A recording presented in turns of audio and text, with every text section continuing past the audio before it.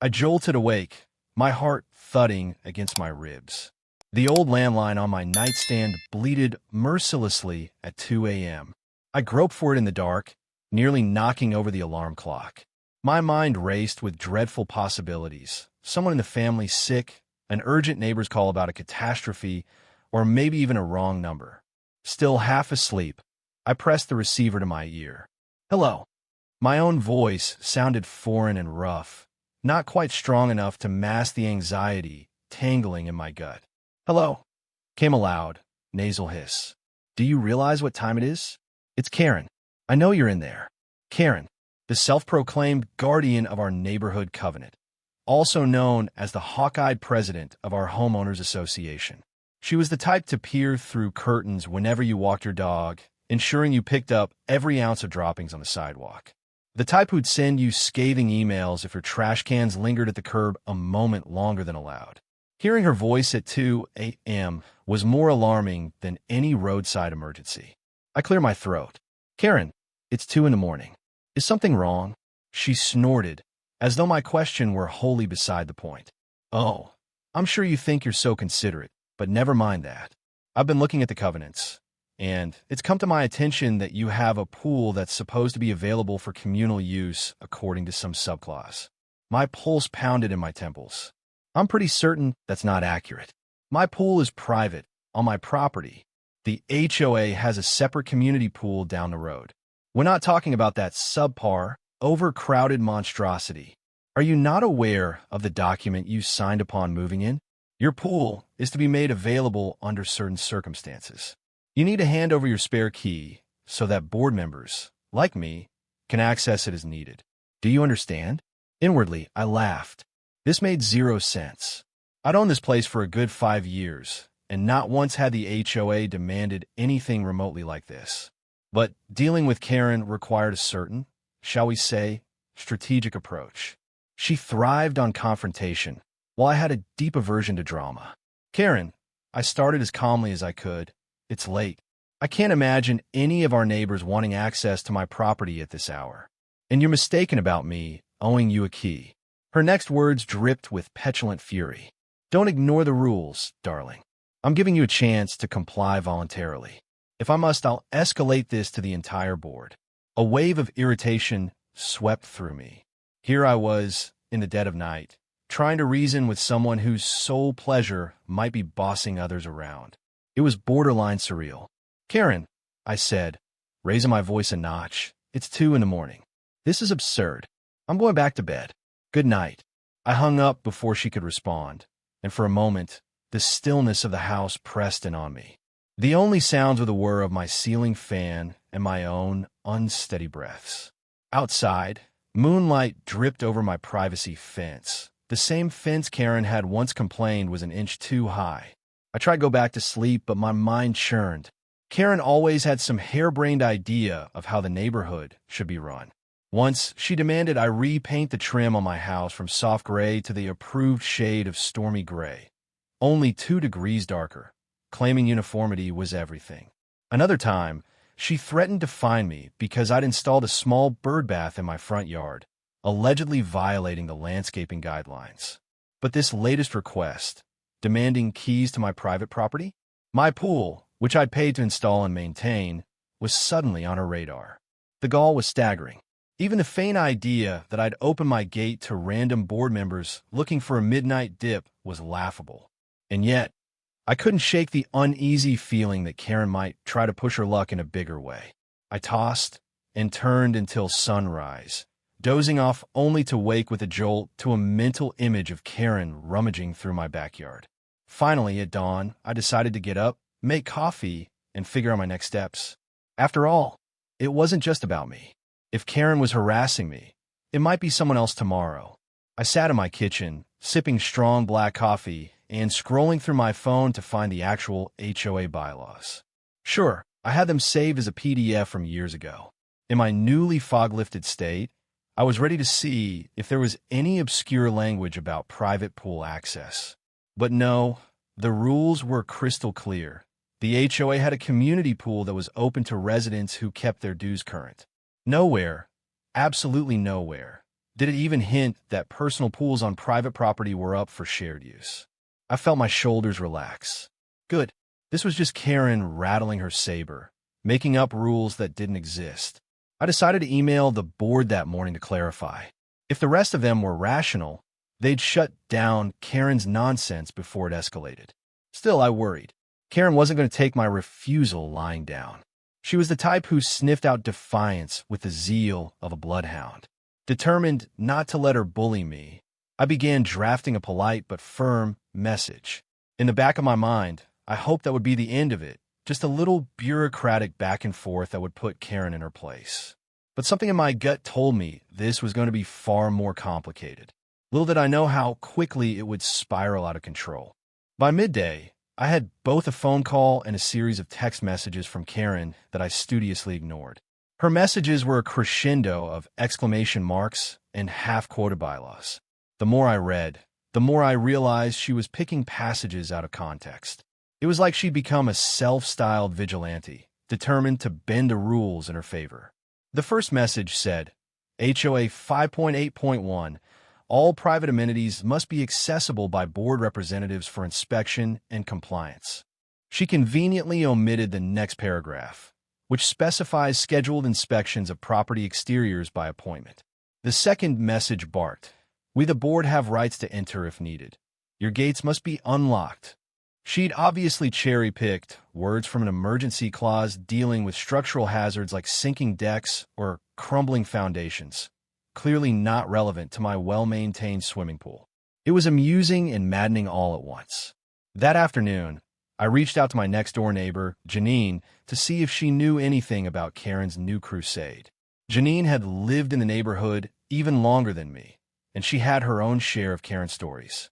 Usually, these stories involved unannounced inspections of Janine's carefully curated rose bushes or unsolicited criticisms of her holiday decor. When Janine answered her phone, she sounded as though she'd been expecting my call. Is this about the pool fiasco? She asked wryly.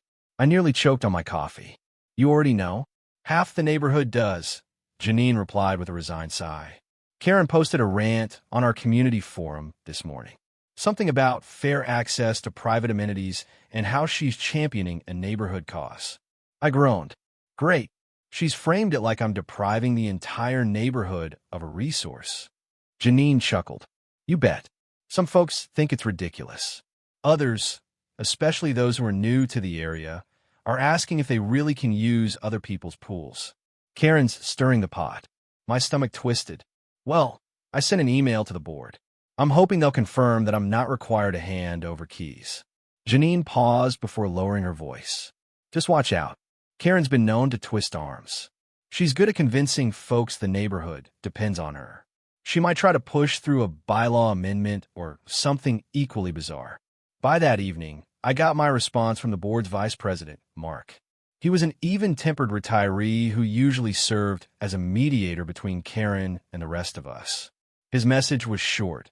No official rule requires owners to share their private pool. Karen is mistaken. Please rest assured, the board does not support her claim.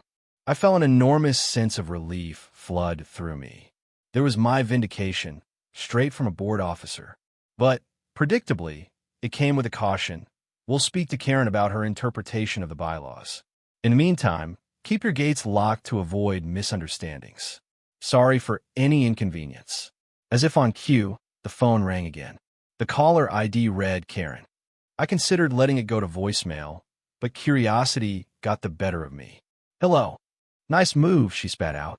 You think you can go behind my back to Mark? Get me in trouble? I took a breath, forcing calm. I haven't gone behind anyone's back. I wrote to the board for clarification.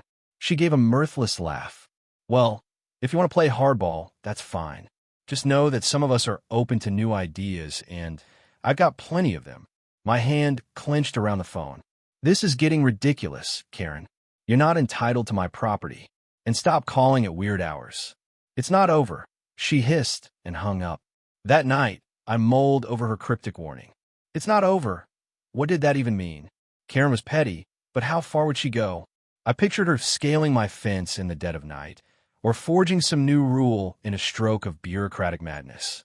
I decided to install a couple of security cameras in the backyard, just in case. The next day, I paid a local handyman to come by and mount discrete cameras near the pool gate and the side entrance. I wasn't trying to create a fortress. I just wanted evidence if Karen decided to get creative. For a week, things were quiet. Karen seemed to have gone underground.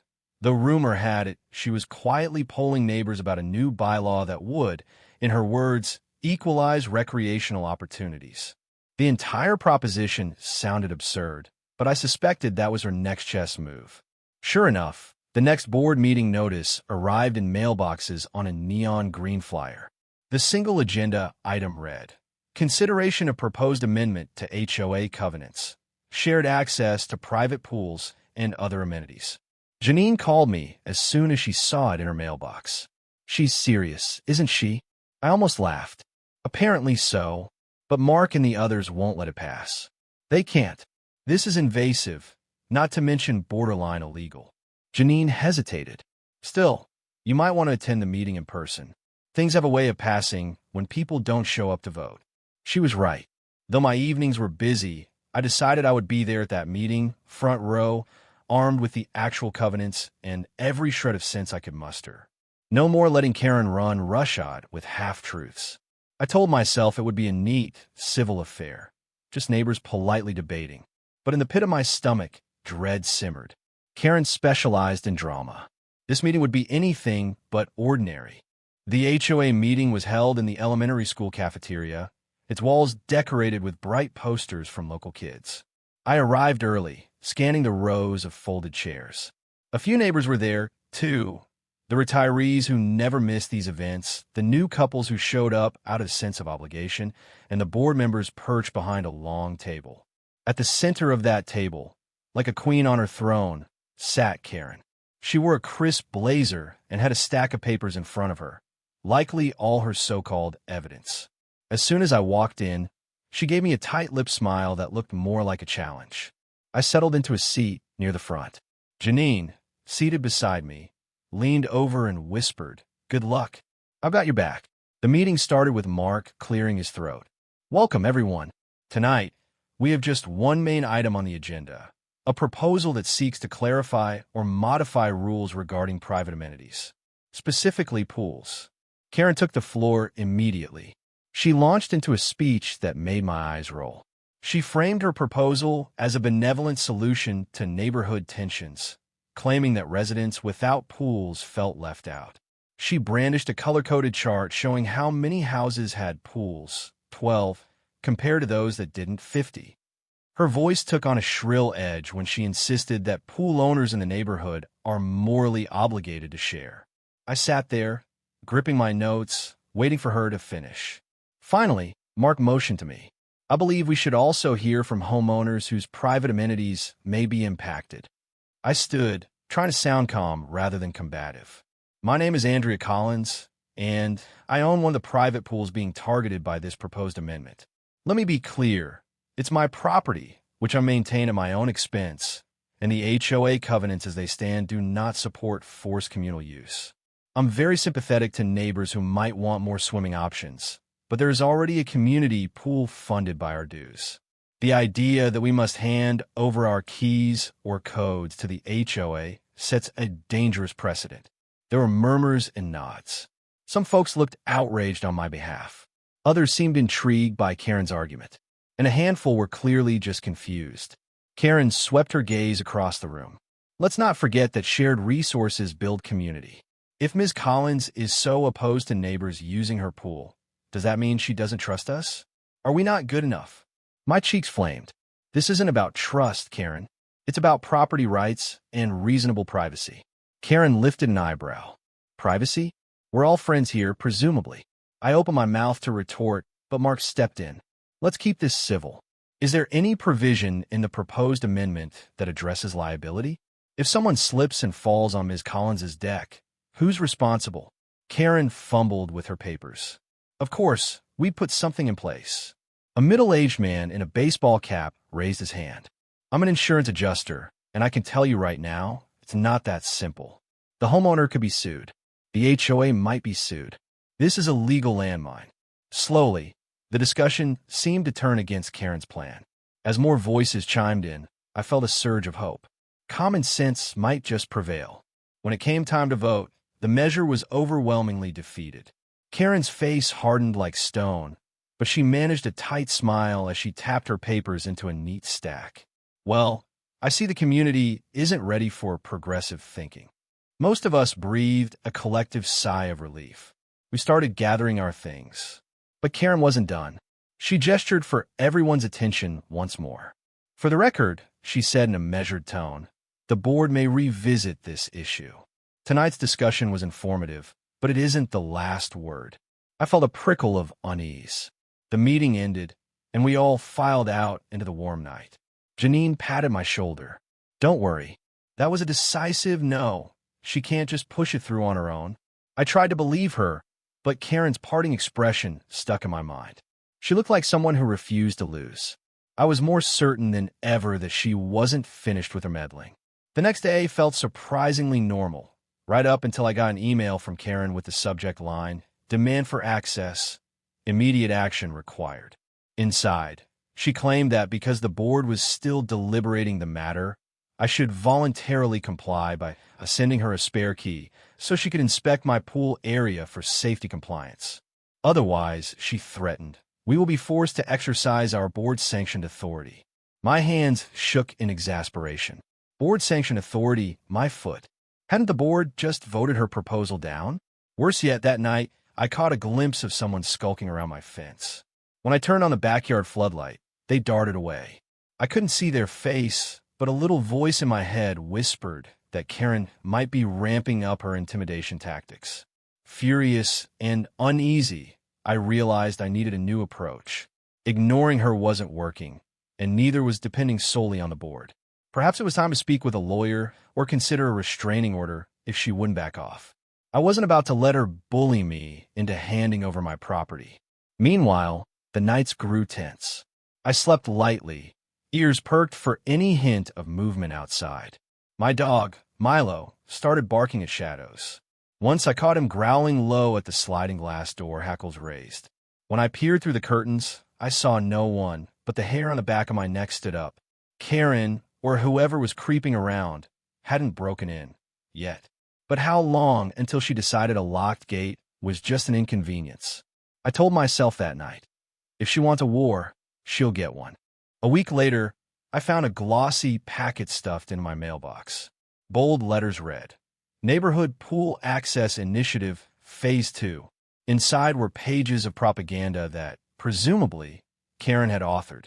She claimed a group of concerned citizens wanted to form a subcommittee to evaluate private pools and work toward an equitable sharing model. There was even a sample agreement that pool owners could sign, granting the subcommittee partial access rights. It read like a bizarre legal contract, referencing everything from scheduling pool parties to designating how many guests each community participant could invite at any one time. Reading it gave me the same crawling sensation as walking through spiderwebs. She was essentially drafting a neighborhood timeshare arrangement for other people's backyards. I had enough. That evening, I scheduled a consultation with a lawyer I knew in town. Her name was Beatrice, and she specialized in real estate and property disputes. Over the phone, I summarized the situation. A power-hungry HOA president was concocting rules that didn't exist, invading my privacy, and possibly sneaking around at night. Beatrice let out a low whistle. Wow, that's a doozy. Typically, HOAs have some authority, but it's not boundless. If the board's not supporting her, she's got no legal standing. Sounds like harassment, plain and simple. That's exactly how it feels, I admitted. What can I do?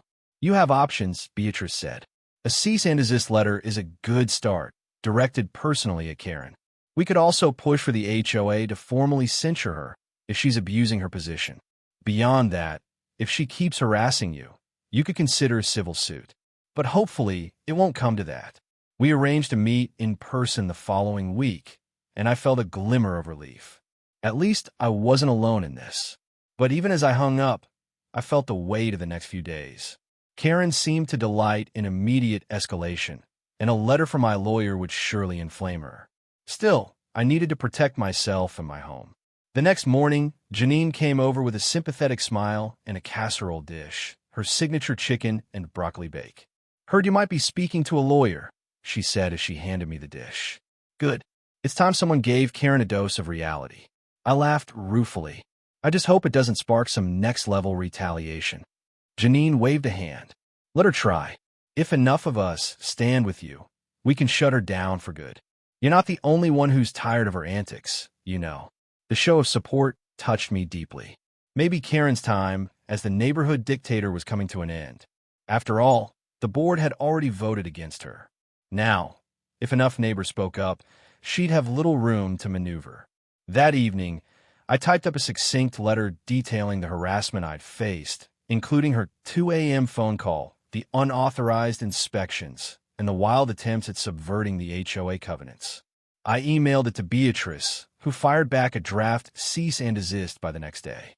It was professional, with stern legal language that made it clear Karen's behavior was unacceptable. The plan was for me to personally hand-deliver a copy at the next HOA social event, an ice cream social at the community pool. I could have mailed it, but Beatrice said delivering it face-to-face in front of witnesses often had a stronger impact. So that's what I resolved to do. On the day of the event, I arrived, letter in hand, feeling both anxious and determined. The sky was bright, the community pool full of splashing kids and chatting adults. Karen stood by a table with neat rows of ice cream cups and toppings, greeting people with forced warmth. She caught sight of me and pursed her lips. "Andrea, I see you made it. Are you here to gather signatures for the new subcommittee?" Her tone dripped with sarcasm. I took a breath, stepping closer so the others could see. "Actually, I'm here to give you this." I held out the letter. "It's a cease and desist. You've crossed the line with your demands and your intimidation. You have no right to my property or to stalk my home." She blinked, thrown off by the direct confrontation. Then her expression hardened. "This is ridiculous." I raised my voice just enough to be heard. "Read it. If you continue harassing me about my pool, or if you attempt to trespass on my property, I will pursue legal action." Nearby neighbors turned to watch. Janine was among them, arms folded, giving Karen a pointed stare. Karen's cheeks flared red. She snatched the envelope, her composure cracking for the first time. "You can't intimidate me," she hissed under her breath, but her voice trembled. "I'm just doing my job as HOA president. This is all about community welfare." Mark, the board vice president, stepped forward. "Karen, the board has already advised against that so-called access initiative. We have no authority to force people to open their private pools. You're acting on your own." The hush around us grew. I could see a mixture of curiosity and shock among the neighbors. Karen's face darted from me, to Mark, to the letter. She was cornered, and she knew it. Finally, she let out a shaky laugh. "Fine. You all want me out of your hair? Then maybe I'll just resign." Her voice carried an odd bitterness. "Let's see how well this neighborhood does without someone keeping it in line." She turned on her heel and marched off, the letter clutched tightly in her hand. A stunned silence held for a long beat. Then, quietly, people began to talk in hushed tones. Some looked relieved, others uneasy. Janine exhaled, a grin slowly forming. "Well, that was dramatic, but hopefully that's that." In the weeks that followed, Karen did submit her resignation as HOA president. She cited irreconcilable differences with the board. For a while, rumors flew that she might move out of the neighborhood, but she stayed put, albeit quieter than before. As for me, I kept my pool keys in a safe place, the gates locked, and my new cameras monitored. The tension ebbed away with each passing day. I stopped waking up at night, expecting a confrontation. The board never again entertained the ridiculous notion of forced pool sharing. Sometimes, I still see Karen walking her Yorkshire Terrier around the neighborhood, pointedly ignoring me. But that's fine by me. If the price of peace is that we don't speak again, it's well worth it. And I can't say I miss those 2 a.m. phone calls one bit. All I can say is, the next time my phone rings in the middle of the night, it had better be a real emergency, not an overzealous neighbor demanding the keys to my backyard. The end.